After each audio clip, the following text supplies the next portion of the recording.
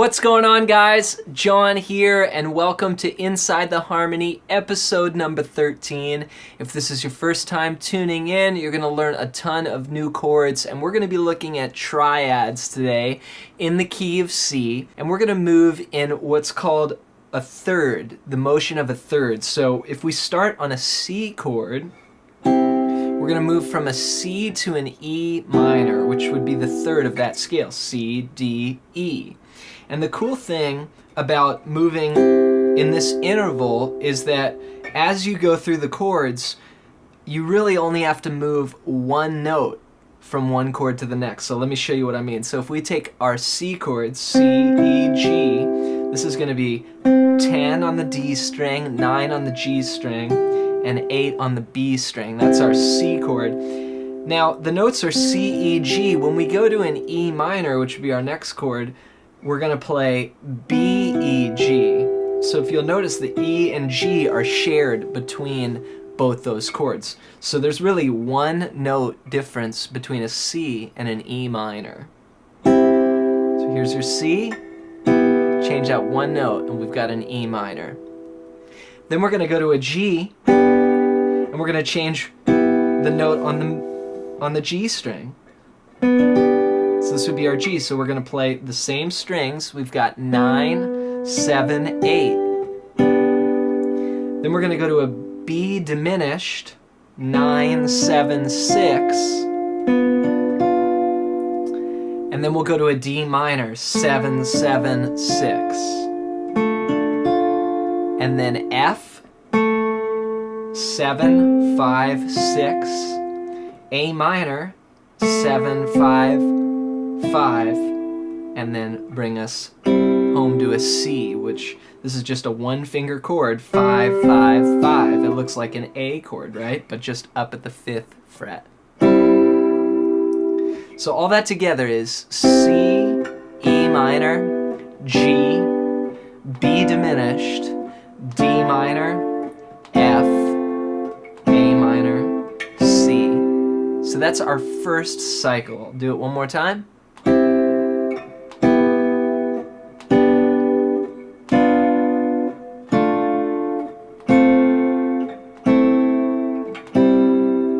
All those chords are on the D, the G, and the B strings there. Then we're going to continue, now starting with this inversion. So this is our C chord where we started, and the next voicing down is this. So we'll do the same chord progression. This time we're going to go C, E minor, G, B diminished, D minor, F, A minor, C, and we'll take us down to the next inversion. So what you'll find is we have a C here, and now a C here, and then a C here. So we're filling in all these voicings. So the first chord starting out is where we left off, 5, 5, 5. There's our C. Now we're going to change one note. We're going to change the note on the G string down a half step. Now we've got an E minor. It's a really cool chord. You can even play the low E string if you want. Then we'll go to G, which is 5, 4, 3. Again, we're all still on the D, the G, and the B string. So 5, 4, 3. Then we'll go to B diminished, which this kind of looks like a D chord shape, right? Like your open position D chord, but we've just shifted it up one string and over a fret. We'll be on 3, 4, 3. This is B diminished. Then D minor. This is a really cool chord. It's like taking this chord, D minor, another open position chord you may know, take this note and throw it down the octave to here. Now we've got D minor, we've got 3, 2, 3. Then F, we'll take the note on the B string and put it on the first fret now. We've got 3, 2, 1, right? It's a little F chord there. Then A minor, this is 2, 2, 1. And then we'll finish with C, which is 2, open, 1, which looks like part of your open position C chord, right? Just 3 strings of it. So a lot of connections here. Hopefully you're making some connections as we go through these chords to shapes you already know, and then learning how to break them up and just look at a couple strings of those big parent chord shapes, and that really helps you learn the neck. So one more time on that second cycle, it goes C, E minor, G, B diminished, D minor, F, A minor, C. Now we're going to take this chord and we're going to transfer to another set of strings. So we can play the same chord by moving to the A, the D, and the G strings. This is going to be 7, 5, 5. This is like a classic Hendrix chord.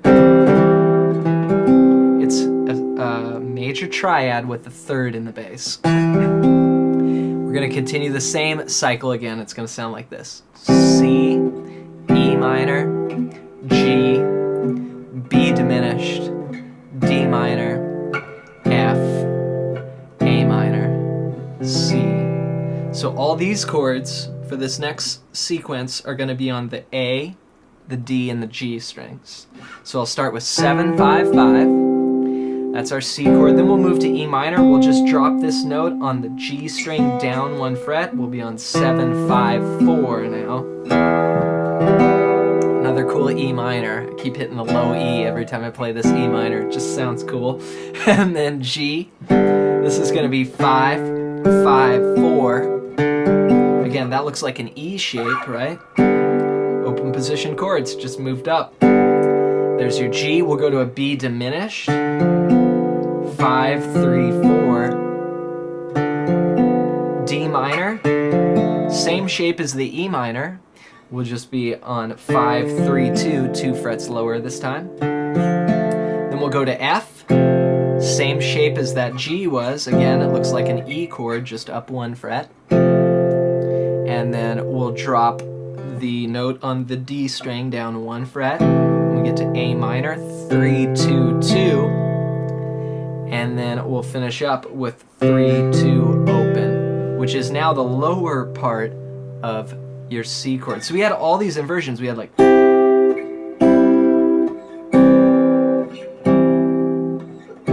all those ways of playing C we just learned in one lesson. And there's a lot more we can do, but let's just start with this for now. So the last cycle is C, E minor, G, B diminished, D minor, F, A minor, C. Okay, here we go. We're going to try and put all of these chord shapes together, play them back to back. We'll start up here. You'll notice when we end, we're 1 octave down from where we started. So root position C chord and root position C chord down here. Here we go. C, E minor, G, B diminished, D minor, F, A minor, C. Then we'll start the next cycle. C, E minor, G, B diminished, D minor, F, A minor, C. Change strings. C, E minor, G, B diminished, D minor, F, A minor, C. Great job learning these shapes. I really hope that this lesson showed you some cool new chord voicings that you've never played before. Be sure to check out all the other episodes we have. There's going to be lots of chords for you to learn. And make sure you subscribe to our channel. We've got new videos dropping every Monday, Wednesday, and Friday. Before you go, there's one more gift I have for you. You can click the link below, and if you sign up for our mailing list, you get a free PDF of over 100 pages of licks and exercises over major, minor, and dominant chords. It's a great book that will help your soloing. It's called Melodic Expressions. You can get it on the iTunes bookstore for $15, or of course for free at the link below as my gift to you. Thanks for your support, and we'll see you next time.